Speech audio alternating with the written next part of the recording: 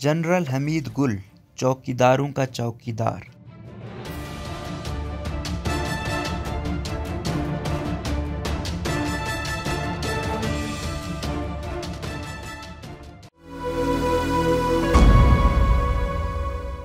Senior सहाफ़ी और तज्ज़ियाकार मोहम्मद हनीफ के मुताबिक वतन अजीज़ पर जब भी कोई मुसीबत आती है और कब नहीं आती तो हमारे कुछ दोस्त मरहूम जनरल हमीद गुल को याद करना शुरू कर देते हैं। आजकल पीटीआई वाले भाई उनको बहुत याद कर रहे हैं, याद करना बनता भी है। जनरल गुल फरमा गए थे कि जो अपने आप को न्यूट्रल कहता है वो बदमाश है। ये भी फरमा गए थे कि जब अमेरिका आखिरकार अफगानिस्तान में शिकस्त खाएगा तो पाकिस्तान में कठपुतली हुकूमत लाएगा। जनरल हमीद गुल का यह भी कौल बहुत मशहूर है कि पहले हमने अमेरिका के साथ मिलकर अफगानिस्तान में सोवियत यूनियन को शिकस्त दी थी और अब अमेरिका के साथ मिलकर अफगानिस्तान में अमेरिका को शिकस्त देंगे। जनरल साहब का दिमाग मुजाहिद का लेकिन दिल किसी शायर का था। वो रहते तो रिटायर्ड जनरलों की किसी कॉलोनी के किसी बंगले में थे, लेकिन सारी उम्र उनका दिल जलालाबाद के बाहर किसी गार में अटका रहा। बकौल उनके अफगानिस्तान की आज़ादी उनकी ज़िंदगी का मिशन था। इस मिशन को मुकम्मल करते करते वो दुनिया में कम्युनिज्म को भी शिकस्त दे गए। उनको लगता था कि उन्होंने सोवियत यूनियन की साबिक़ रियासतों और मशरक़ी यूरोप को भी मास्को से आज़ादी दिलाई, ताहम गोरों ने अपना मसीह की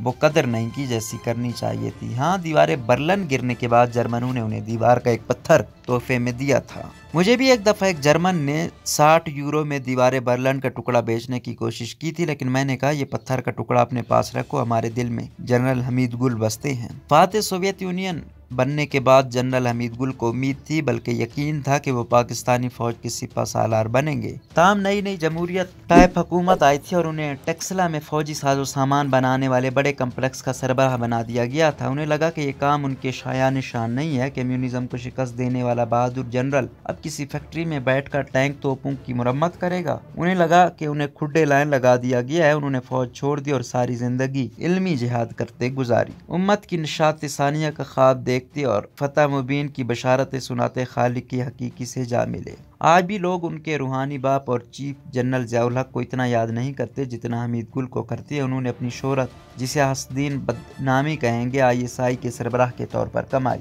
मुझे इल्म नहीं कि कहीं तहरीरी तौर पर ISI चीफ की जिम्मेदारियों और हदूद का तयन किया गया है या नहीं, लेकिन हम कह सकते हैं कि अंदरूनी और बैरूनी साजिशों से मुल्क को महफूज रखना और इन साजिशों का मुकाबला करने के लिए खुद साजिशें करना और करवाना इनकी बुनियादी जिम्मेदारी है। हमीद गुल और इनके बाद आने वाले ISI के सरबराहों ने अपने जिम्मे कई और फराइज भी ले लिए। इलेक्शन जितवाना, इलेक्शन हरवाना, हुकूमत बनाना, बनाकर गिराना, हमारे जहनों पर पहरे देना, मीडिया पर क्या चलना है, कितना चलना है, इस पर नज़र रखना, बंदे गायब करवाना, फिर गायब करके मुकर जाना, यकीनी बनाना कि इंसाफ अंधा हो तो लेकिन बहरा ना हो और अपनी इज्जत अपने हाथ का ख्याल रखे। यह मान लिया गया कि ये सब ISI की बुनियादी जिम्मेदारियों में शामिल है। ताम सबसे बुनियादी जिम्मेदारी वही है मुल्क की हिफाजत, और चूँकि ना फौज होगी तो न मुल्क होगा, इसलिए फौज की हिफाजत और सिपा सालार के बगैर फौज किस काम की, तो अपने सिपा सालार की हिफाजत। 17 अगस्त 1988 को मुल्क में इतनी ही सियासी बेयकीनी थी जितनी आज है, लेकिन मुल्क की बाग दौड़ जनरल ज़ियाउल हक के हाथ में थी और जनरल हमीद गुल इतने ही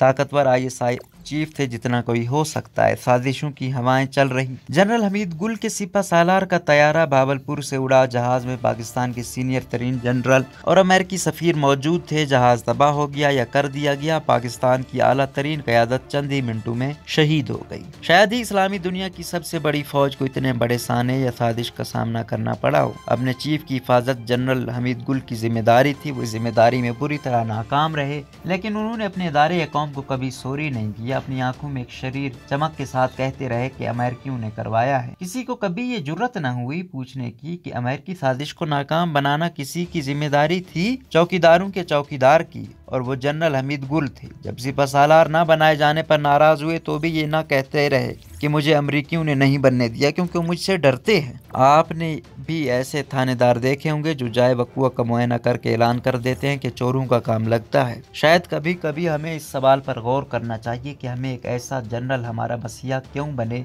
जो अपने चीफ की चौकीदारी ना कर सका, और हम ये क्यों नहीं पूछते कि जो अपने चीफ को ना बचा सका, ना उनके कातिलों का कुछ कर सका, वो हमारे मुल्क की और हमारे मुस्तकबिल की हिफाजत कैसे करेगा।